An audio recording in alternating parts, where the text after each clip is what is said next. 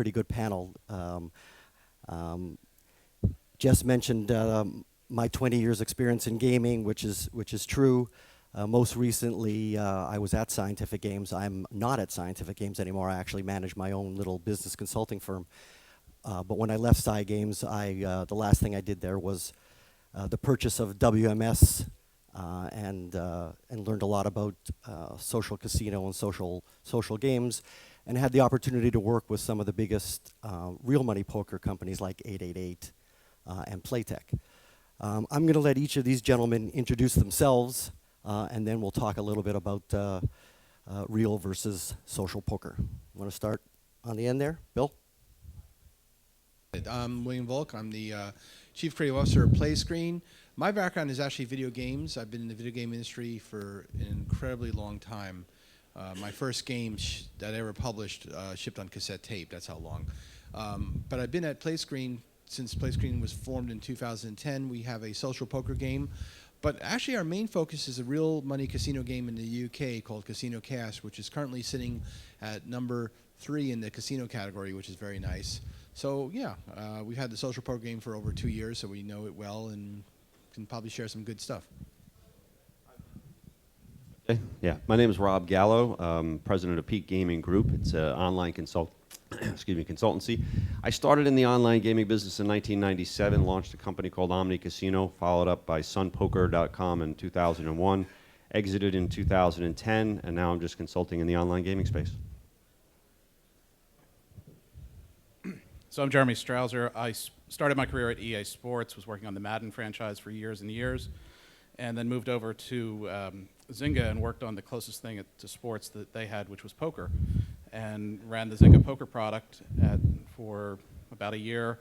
Also launched bingo and slots while at Zynga, and then started a small development company in Austin called Bee Cave Games, and we currently have Bee Cave Games, Bee Cave Blackjack and Slots on Facebook, iOS, and Android. My name's Jeff Hyman. I founded a company back in 2009 called Idle Games. Idle Games has a free-to-play mobile and Facebook cross-platform poker product called Fresh Deck Poker. Prior to that, I had an advertising agency for 11 years. That's my main background. And I'm currently the president at NHN Entertainment, which is a huge, massive Korean megacorp. Great. Thanks for that. Jeff, why don't we start with you since you've got the mic in your hand. This panel is talking about real money poker versus social, and perhaps you could talk a little bit about what you see the differences are between the two. Yeah, sure. So my take, and I'm not sure how my colleagues feel, is that it's fundamentally different audience. You know, I like to say that if I was to have a real money poker player and I was to give them the proposition of, here, this is how the game works. You give me $500 and I'll never, ever let you cash out, ever. They would punch you in the face. Whereas $500 is like a average to below average size, client in the free-to-play space. The fundamental mindset of the free-to-play and the real money player are completely different. You may have some luck migrating free-to-play players to real money, but you'll never be greatly successful getting the real money players to play free-to-play. That being said, I really, truly believe the free-to-play mobile poker player wants an entertainment experience loosely based on the game of poker. They don't actually want poker because poker is 80% folding, and it's dealing with continuously bad hands, which is antithetical to modern mobile game design, which is you would have to have a frontal lobotomy to not get through the first 15 levels of Candy Crush or any other game out there. Whereas I did some studies at Fresh Deck Poker, 65% of the people, day 0 installs, would lose their first 3 hands. Like, that is just not mobile modern game design. So I think it's a fundamentally different mindset.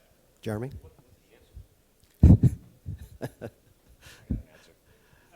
The answer is exactly what slots does in the free-to-play space. There is not a successful slot free-to-play company that, I should qualify, that doesn't have a real money slot game on a floor in a casino that doesn't sculpt its math. There is not. You People don't like to talk about it, but everybody does. And the fact is because real random number generators certified by GLI are truly random, which means it's kind of not fun sometimes. And the fact is that it's an entertainment experience. Playtika, Slotomania, they are not competing for the casino dollars. They're competing for HBO and cable bills. But are they just upping the payout? I'm not so sure that they're adjusting the. Oh, no, game. they're Let one of the other. Go ahead, address it. So we have a slots game. We are GLI certified slots game on Facebook and iOS and Android. I don't know of another slots game that is. We're the only two people dumb enough to do it. That being said, we have a new user experience when people come into the game, and we teach them how to win, right? So but it's clearly labeled a new user experience, welcome to the game, that kind of thing, and then you're kind of set out onto your own. We also don't have those machines being monetized for real money gaming. I think the one thing on poker though is, in my experience with researching real money poker while I was at Zynga, 95% of the players in real money poker are fish, 5% are sharks, right? So 95% of the people who ever deposit money into a real money poker site never take money out, right? Those people probably would be better served in a social poker atmosphere that is based on entertainment, because that's really what they're seeking. That's what they're playing. They're looking for that rush of what ESPN televises during the World Series of Poker. However, games that have delivered that haven't succeeded. So there's been Zynga Poker, there's been Fresh Deck Poker, there's been a handful of successful social poker games, but I don't think they're delivering that level of excitement and entertainment. So I guess my question to my fellow panel members is social poker alive and well? And maybe that's something we could talk about. Here's one possible problem. I agree that the crossover between a social poker game to real money is very, very small. But someone mentioned this at Gigsy last week, and I think it's a brilliant observation. It may be that when you have legitimate online poker available to players, let's say in the United States, you're going to lose the people that we see in our social poker game who spend hundreds of dollars just to have lots of chips and be impressive on the tables. There's a lot of showmanship that goes on. If you look at your numbers in the social poker game, the whales are everything, and they make almost all your money from a few players who are really going nuts. And those people may be the ones who bail out. Yeah, but as Jeff mentioned originally, and I think this is the most important point, is taking it one level up, the player is not the same player. So the whale that's going to be playing in a social environment is not a real money player in the real money gaming sense. Certainly in the UK, that's absolutely true. But I'm wondering about the United States, because I think there may be some people in the United States who just feel unhappy about trying to play a game that's illegal in the United States online. And we'll have to see. We won't know until it happens. We will never know for sure if we lose the whales from social poker when real money comes on in the United States. In the UK, it's different because you had the real money games out there before the social poker games even showed up, right? Yes, but in pre-2006, when the U.S. market was open theoretically to poker, people would advertise with, let's say, PokerStars.net, which was the play for fun site, and the conversion rate from PokerStars.net to PokerStars.com was less than 1%. Yeah, I believe the conversion rates are tiny. I'm just wondering who those people were. That's what I'm wondering. I wonder if in some of these states like New Jersey and Nevada or Delaware, where you have real money poker, if there was some way that they could actually see if that's impacted the social poker. I mean, I know those products aren't doing particularly well. There's a lot of reasons why they're not doing well. Yeah. First. Why don't you go ahead? Conversely, though, after Black Friday in 2011, we didn't see a huge rush towards Zynga Poker DIU. No. So, That kills that you would theory. think it would be kind of inversely proportionate, right? That's correct. I think the problem with the online poker games in Nevada and elsewhere is that liquidity is a huge issue. I mean, PokerStars in Europe, every table you go to, every tournament you want to play, there'll be players there. And in these games, there's probably the sound of crickets too often.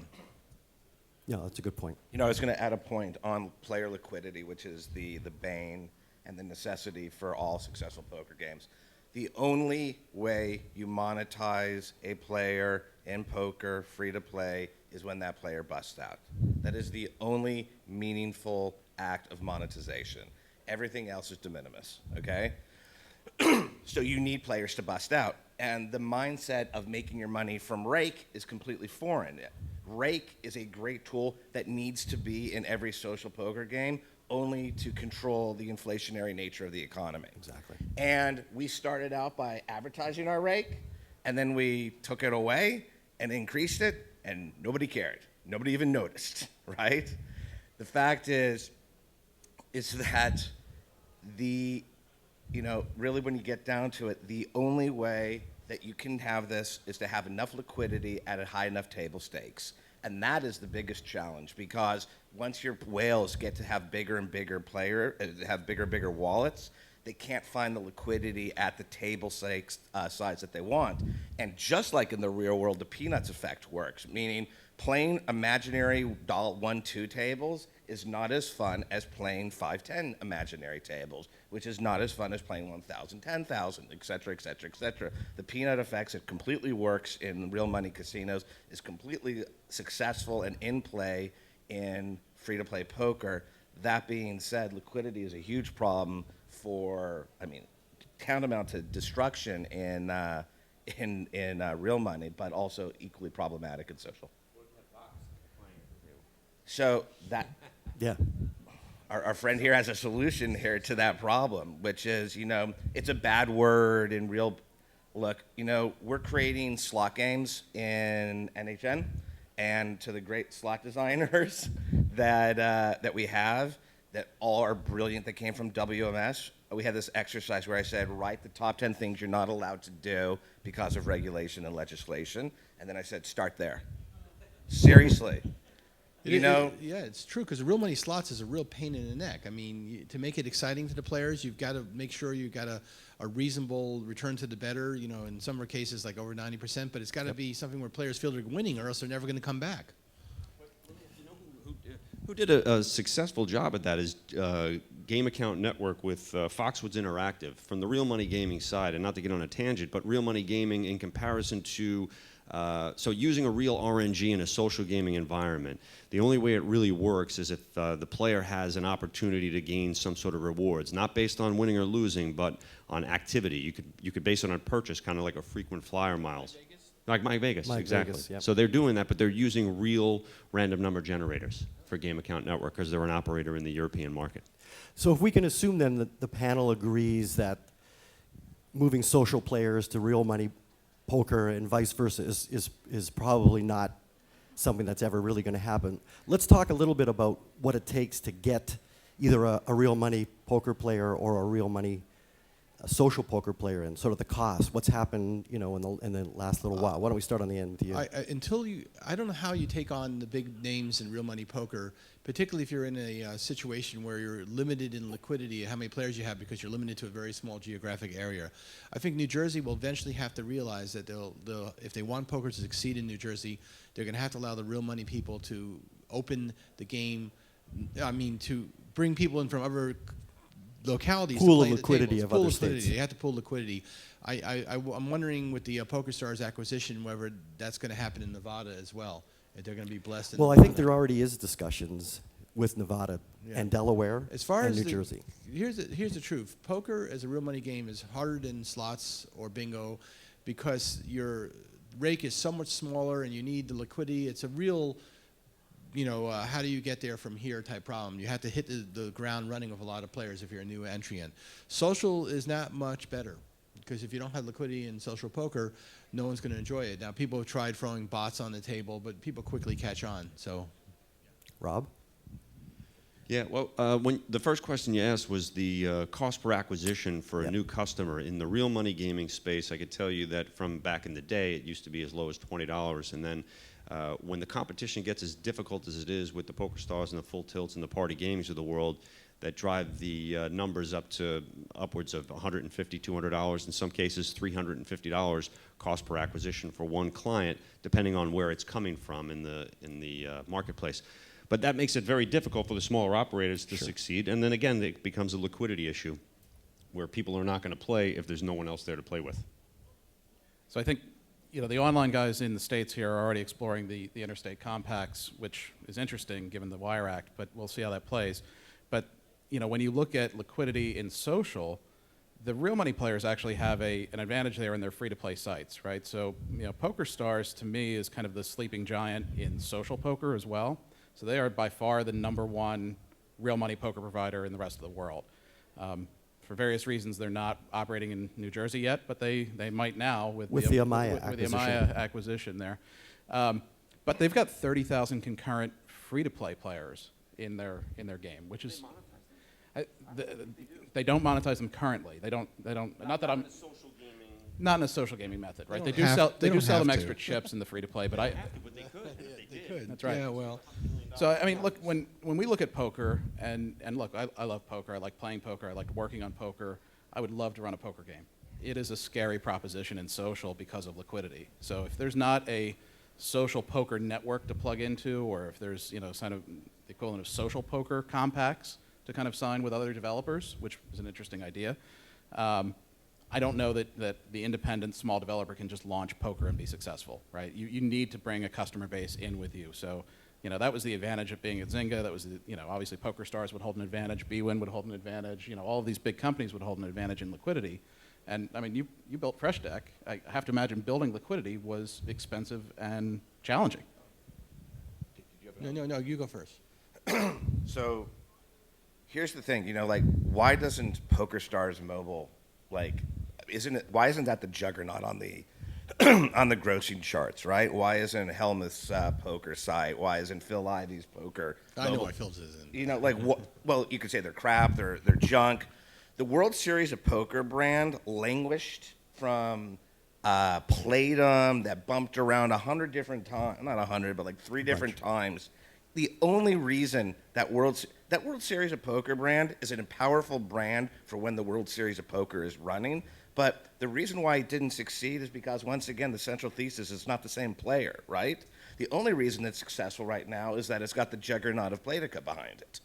And that's the only reason it's successful. Building the player liquidity for Fresh Deck Poker was incredibly difficult. But here's the thing. The reason why, to anybody wanting to get in the social poker space, the reason why you're still in luck is that PokerStars still thinks that they're creating a game for real money poker players. And it's just fundamentally not true. And the talent that you get from the only real money world has to get a lot of bloody noses to realize a very painful lesson that they're not the same.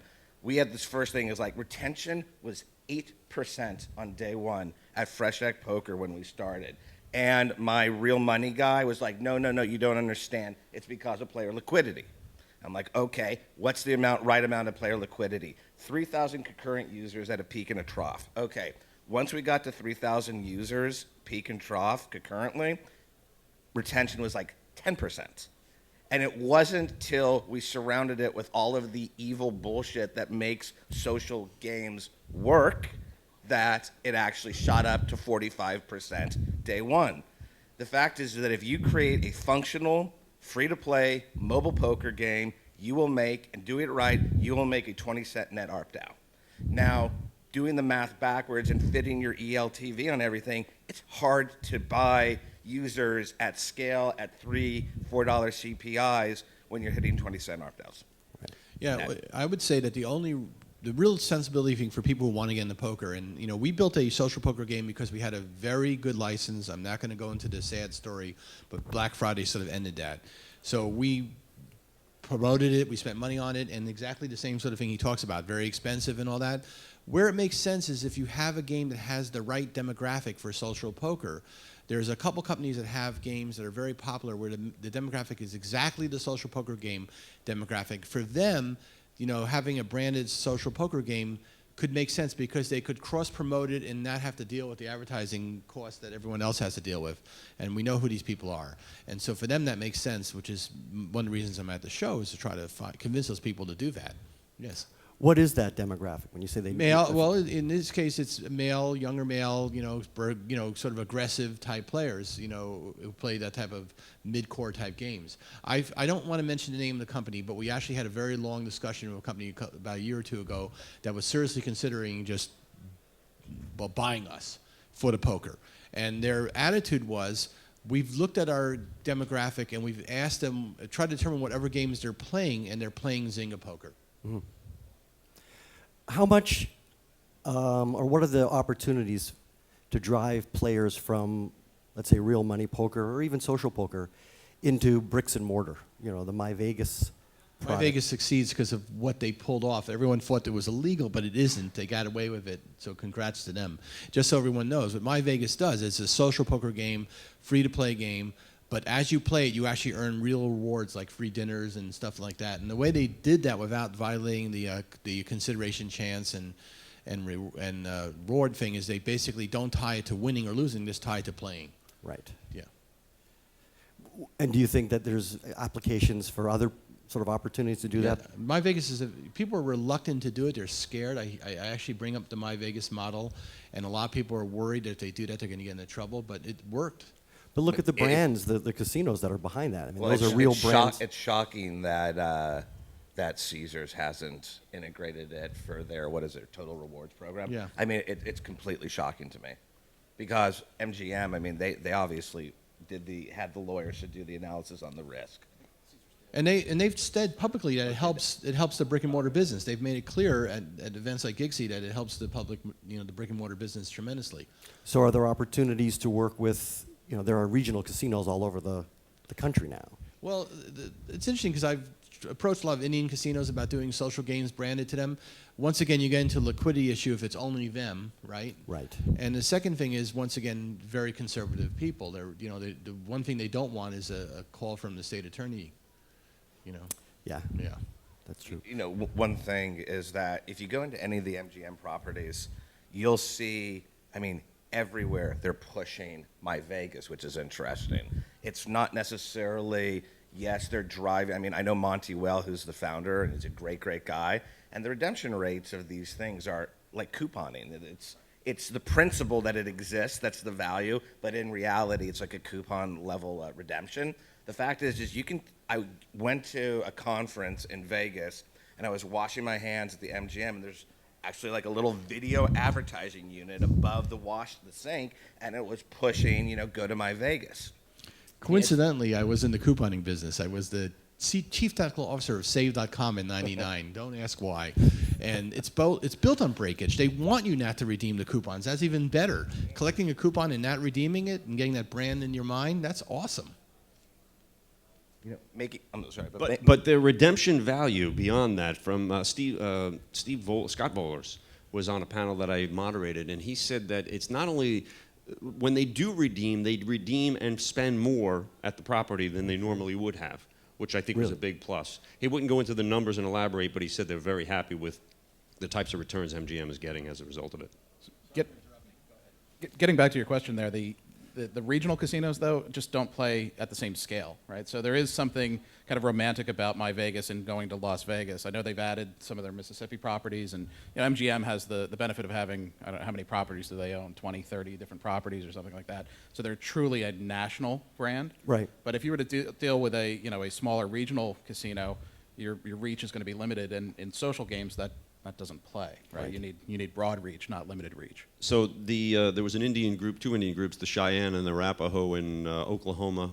They had tribal tables, I believe the name of it was, and they had an issue with the Attorney General's office in Oklahoma because of the way they were trying to launch it. But again, I still think that they were going for the real money poker play from outside the United States. It's just not a big enough brand, I don't believe. No. But Jeff made a good point.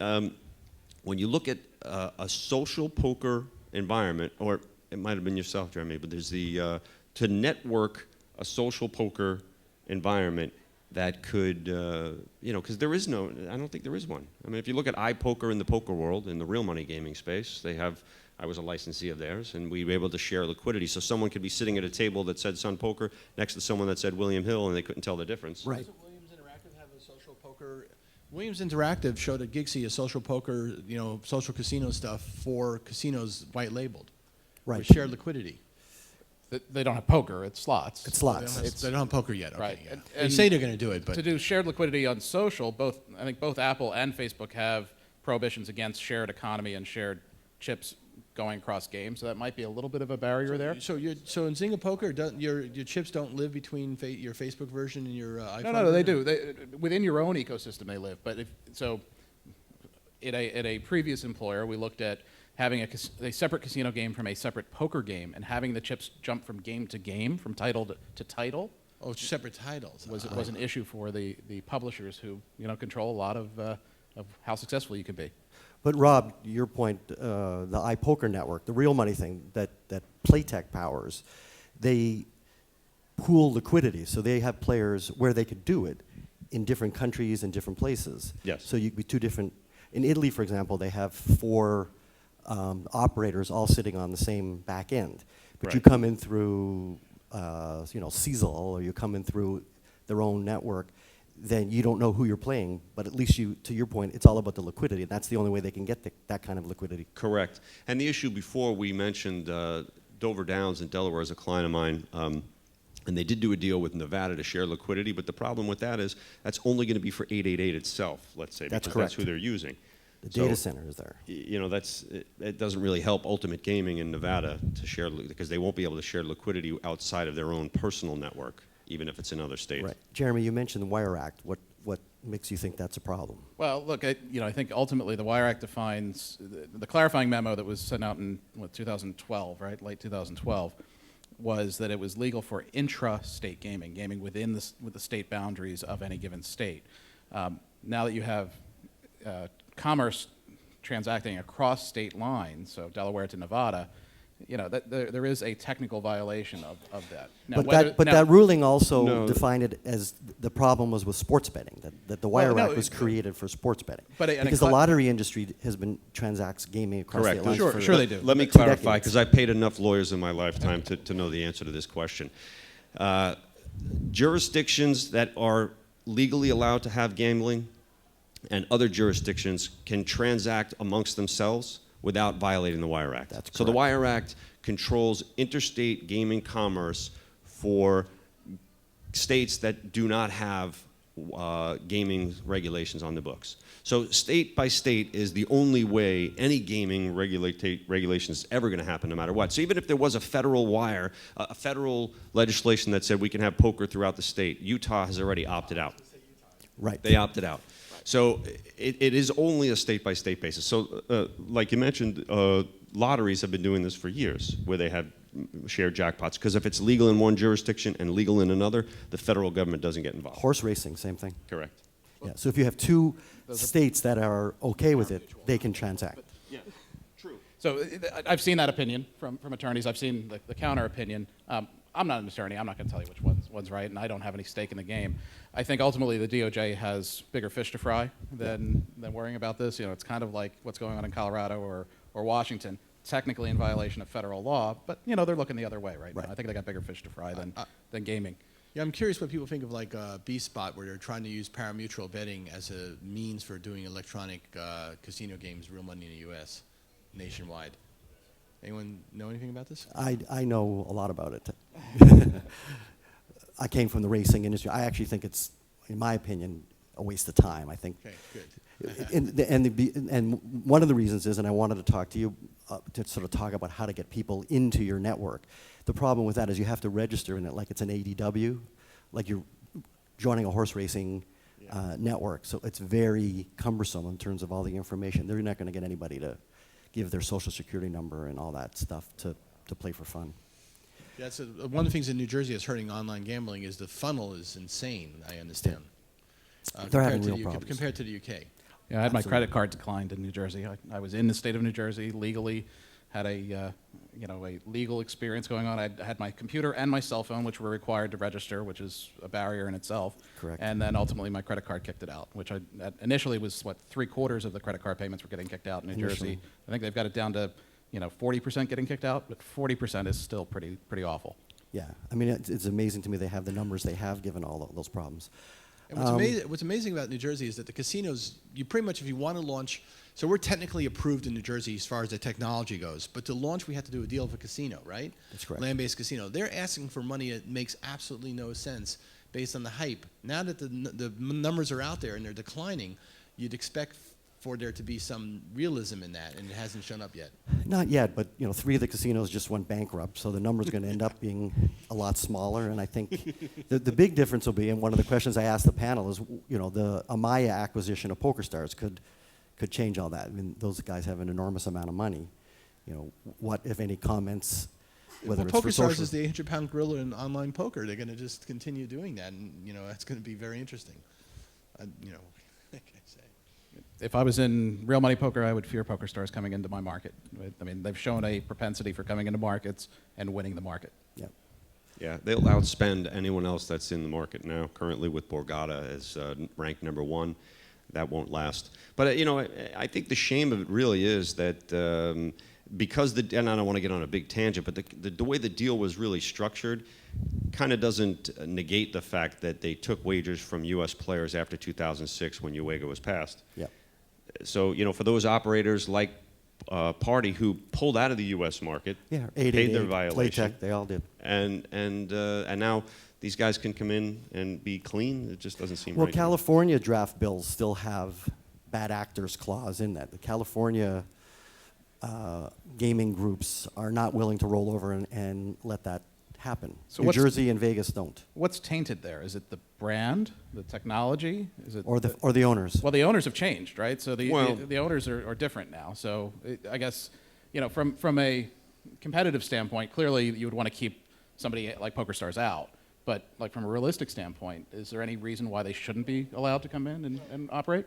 I think the company in and of itself is generally supposed to be a separate entity from the owners, and if the company, as a brand or entity in and of itself, has violated the law in the case of the money laundering and the whole thing that they were doing the banks in Utah, that to me is a problem. Because other operators would say, we applied, we followed the letter of the law, pulled out of the Exactly. U.S. market, and now these guys did this, do a couple of little fancy footworks, and get back in. I don't disagree with you. I was just kind of playing devil's advocate. The founders who were kicked out, they actually benefited economically when they got kicked out. They got bought out, didn't they? Yes, It they did. wasn't. So okay, so Yeah, exactly. 4.9 billion. Yeah, exactly. yeah, so wow. So the point is, the founders got cash for checking out of a company that basically made money, and they're fugitives, aren't they? They can't go back to the United States. These founders are not going to visit Washington, D.C. anytime soon to see the Washington Memorial. Well, that's questionable. They paid, $700 million in fines, so they made... They did settle on a federal level, so I think Yes. if there were a federal poker bill, I think PokerStars would be free and clear. But it is up to the states, Yeah. right? Right. Anyway, Kubono.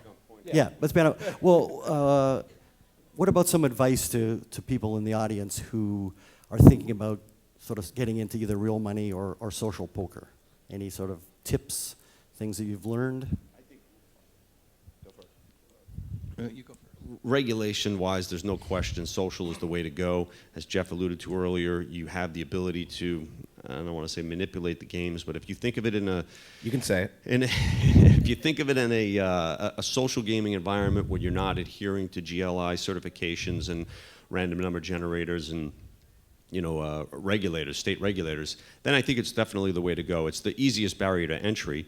The difficulty, as we all have mentioned, is liquidity. So I think really the key is to have a way that you could pool liquidity amongst many different locales. Because if you're just in one location, that's a problem. But obviously with the internet, as big as it is, it's a big market. But again, as Jeff alluded to, the expense of acquiring a player is going to be a pretty big hurdle. I think the best advice is that, really understand that these people that are playing social free-to-play are not a poker player. I don't know how many of you had ever played Fresh Deck Poker, but there's all these custom avatars in these rooms. The beginning, there was supposed to be this meta game where you would start in a garage and you would be all dirty, and then you would go and you'd get a little bit cleaner and you'd be playing. And my investor at the time was like, "Look, Jeff, poker players don't give a shit about this stuff." And he's kind of right, which is poker players don't give a shit about this stuff, Yeah. but social poker players really do need and want that metagame. The currency that they are cashing out is ego and pride. That is what their currency there is. The other advice I could give is, look, there's a reason why, of 40,000 square foot casinos, 38,000 square feet are filled with slot machines, right? And the poker room is down past the buffet to the right of the women's restroom and by the homeless guy, smoking cigarettes and, nickel slots. The thing is, is that you takes a lot of money to be generated from the slots to make the poker room work. So the best advice is poker, you will see revenues that are awesome. These people will be evergreen, spending money, spending money, spending money. It's a damn beautiful business model. The fact is you will be that much more successful if you can augment and make the numbers work with other things like slots or bingo. Right. And I think the one thing that was mentioned earlier, but I would emphasize it, is you need to manage the economy, right? So you're generating free chips every single day.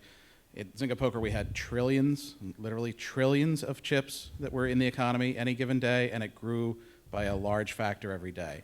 When we started managing that, revenue would go up. When you did targeted sales, when you repriced your chip economy, revenue would go up. So if you become an expert at kind of economy at the macro level management, which sounds really boring, I know, you'd make more money in social casino.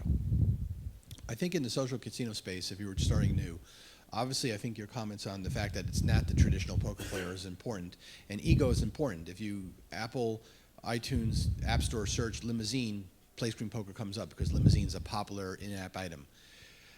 But I wouldn't do it unless I had a way of getting around the user acquisition problem, which means I'd have to have a network of games that were popular among that demographic if I was going to do a social poker game, because otherwise you're just going to be paying quite a lot of money to bring those players in. And maybe the thing is to roll, if you have an existing casino game which has a lot of different casino activities, maybe rolling in poker makes sense. But it would be very hard to justify a fresh launch of a new poker title in the social space on the merits of we're going to do better than everyone else has done. In the real money space, you really make most of your money on slots.